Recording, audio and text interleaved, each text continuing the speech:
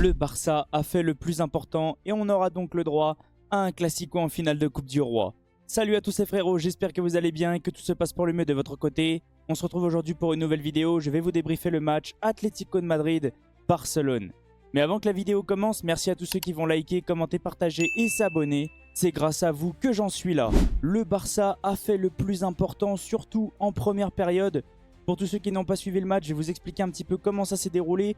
On va se servir du graphique comme d'habitude et comme on peut le voir, en première période, le Barça a littéralement roulé sur l'Atlético de Madrid. Il y a des joueurs qui ont sorti une masterclass. Lamine Yamal est trop fort, Pedri est injouable, De Jong, ça va de mieux en mieux. Et Ferran Torres est le nouveau numéro 9 du FC Barcelone. Sincèrement, si on m'avait dit en début de saison, Ferran sera notre futur numéro 9, sincèrement, j'y aurais pas cru.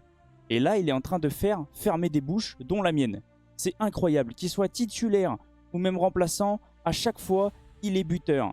Sincères félicitations à Ferran Torres pour ce qu'il propose depuis quelques matchs. En seconde période, je dirais que c'était du 50-50.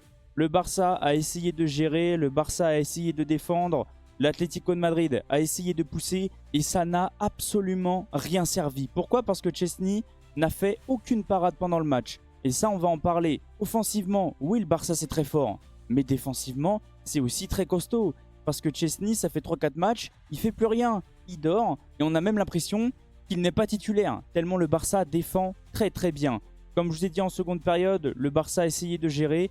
Et le Barça a réussi à se qualifier. On aura le droit à un classico en finale. Et ça, sincèrement, ça me hype énormément. J'espère sincèrement que la finale de la Copa del Rey ne se jouera pas en même temps que la Coupe de France. Parce que sinon, je ne pourrais pas regarder le classico. En première période, comme je vous ai dit, le Barça a quand même dominé. L'Atlético de Madrid n'a même pas existé. Sincèrement, je m'y attendais un tout petit peu, mais pas autant. Ils n'arrivaient même pas à produire du jeu. Ils n'arrivaient même pas à sortir des 18 mètres. C'était du grand n'importe quoi. Le Barça, que ça soit au niveau du pressing, au niveau de la construction, au niveau du contre-pressing, tous les joueurs sont en mouvement, tous les joueurs jouent les uns pour les autres. Il y a des joueurs, ils sont incroyables. Lamine Yamal, Pedri, c'est vraiment des joueurs exceptionnels. Lamine Yamal a littéralement éteint la défense de l'Atlético de Madrid pendant toute la première période. Pedri, sincèrement, moi j'aime trop ce joueur. Il organise, il arrive à dicter le tempo. Si le match ça part dans tous les sens, il contrôle le jeu. J'ai même l'impression que De Jong, c'est à peu près la même depuis quelques matchs. Il arrive à garder le ballon. Il arrive à repartir vers l'arrière, à jouer vers l'avant. Il fait jouer ses coéquipiers. C'est de mieux en mieux. Ferran Torres a retrouvé sa confiance. Il marque sans arrêt. Le Hansi Flick Ball est tout simplement exceptionnel. Je commence vraiment à m'inquiéter pour Lewandowski parce qu'il est en train de perdre sa place de titulaire. En seconde période, c'était un tout petit peu plus compliqué pour le FC Barcelone.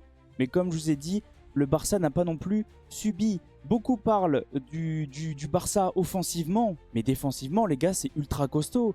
Que ça soit Koundé, qui est une nouvelle fois exceptionnel défensivement. La charnière, c'est solide, même si Araujo, j'ai pas trop aimé sur la fin de match. Mais sinon, que ça soit Cubarsí ou Inigo Martinez, c'est très costaud. Et le milieu défensif du FC Barcelone, comme j'ai pas arrêté de le faire lors de mes précédentes vidéos, je vais une nouvelle fois le mettre en lumière. Pourquoi? Parce qu'ils font énormément d'efforts, ils récupèrent un nombre incalculable de ballons, ils arrivent à ressortir le ballon proprement. Sincèrement, ce FC Barcelone-là m'impressionne. Beaucoup les sous-estimaient en début de saison, et là, beaucoup commencent à en avoir peur. Et c'est tout à fait compréhensible, parce que ce Barça-là est encore en course dans toutes les compétitions, que ça soit en Coupe du Roi, ils vont affronter le Real Madrid en finale. Ils sont actuellement leaders de la Liga et ils sont encore qualifiés en Ligue des Champions. Ce Barça-là est injouable. Il va falloir se le mettre dans la tête. Bon courage à toutes les équipes qui vont affronter cette équipe parce que sincèrement, ça s'annonce très compliqué. Maintenant que je vous ai débriefé le match, on va se concentrer sur une action qui a fait énormément parler. Selon moi, c'est très limite. Et moi, ce que j'aimerais savoir, est-ce que vous mettez un carton rouge ou est-ce que le jaune est justifié? Moi, ce qui m'inquiète le plus, c'est que l'arbitre a été appelé par la VAR, mais ça n'a absolument rien changé. C'était vraiment très limite. Je pense que l'arbitre n'a pas mis rouge parce qu'on n'était qu'au début du match et qu'il a tout simplement pas voulu tuer le match. Comme d'habitude, maintenant on va pouvoir se concentrer sur la composition que Hansi Flick a mis en place. Il a débuté avec un 4-2-3-1 très classique, mais il y a eu un petit peu de changement. Il a fait un petit turnover, comme tout le monde le sait. Dani Olmo est actuellement blessé, pareil pour Casado. Il a débuté avec Chesney dans les buts, une défense, les latéraux, Balde Koundé, une charnière, Martinez, Koubarsi, un milieu à 3 avec 2 points de basse, Pedri de Jong accompagné de Fermin Lopez, et une attaque, Rafinha, Ferran Torres, Lamine Yamal. Et on va déjà commencer par Hansi Flick, et je vais lui mettre 7 sur 10, parce qu'il arrive une nouvelle fois à s'imposer, et il arrive aussi à se qualifier. C'était très compliqué en seconde période, mais le Barça a tout de même tenu. Au niveau de Chesney, j'ai pas envie de lui mettre une grosse note, j'ai pas envie de lui mettre une note catastrophique, parce qu'une nouvelle fois, il est invisible. Mais c'est pas de sa faute. Pourquoi il est invisible? Parce que sa défense est ultra solide. Alors Balde, c'était un petit peu compliqué en première période, un peu mieux en seconde. Je lui ai mis 6-5, et n'hésitez pas à me dire si vous ressentez la même chose. Au niveau de Koundé, 7-5. Alors oui, beaucoup vont dire qu'il n'a pas non plus été trop présent offensivement, mais défensivement, Koundé, c'est vraiment trop fort. Pendant toute la seconde période, le Barça a réussi à tenir grâce à Koundé. Chaque centre, il arrivait à les dévier. À chaque fois, il arrivait à mettre le pied. Koundé, j'aime énormément, surtout sous Hansi Flick. Et au niveau de la charnière, Martinez, j'ai mis 7. Eric Garcia, j'ai mis 7. On va en parler juste après. Koubarsi, je lui ai mis 7 aussi. Que ça soit au niveau de la relance ou même défensivement, ils sont toujours bien alignés. Très bon match. Au niveau du milieu, comme j'ai pas arrêté de vous dire, j'ai beaucoup aimé le match de Jong. C'est de mieux en mieux. Il retrouve de plus en plus son football. C'est très intéressant. Je lui ai mis 7-5. Il a pris un petit jaune un petit peu bête. Au niveau de Pedri, comme d'habitude, 8 sur 10. Il sort un très gros match. Je vais le laisser à 8 minimum maintenant. Parce qu'à chaque fois, j'ai pas envie de lui mettre en dessous. Même quand on a l'impression qu'il est invisible, il est toujours là. Pedri récupère le ballon. Pedri fait une passe décisive. Pedri organise le jeu. Pedri est pas loin de marquer. Les gars, il est partout. Ce joueur est beaucoup trop fort. Fermin, alors beaucoup vont le critiquer, je lui ai mis 7. Ça va, surtout défensivement. Offensivement un peu plus compliqué, mais défensivement, il a réussi à apporter à ce collectif du FC Barcelone. Et au niveau de l'attaque, j'ai pas aimé le match de Rafinha. Invisible, je lui ai mis 6-5.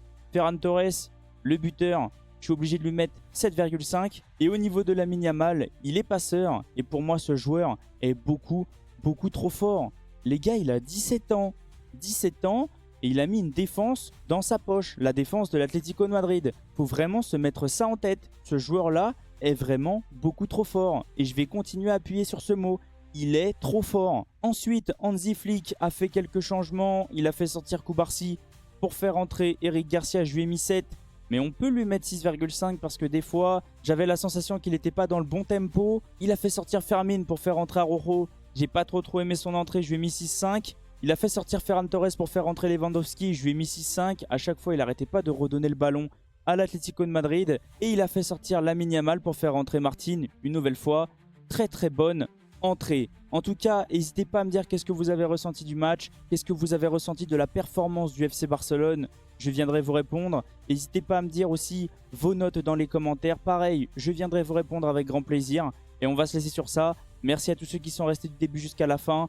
Merci à tous ceux qui vont liker, commenter, partager et s'abonner. C'est grâce à vous que j'en suis là. Et on se retrouve ce week-end pour la vidéo pronostic Ligue 1 comme d'habitude. Et pour débriefer le match du PSG et du Barça. Le Real, je ne pourrai pas parce que le match aura lieu en même temps que celui du PSG. Passez une excellente soirée, on se retrouve très vite. Ciao les potes!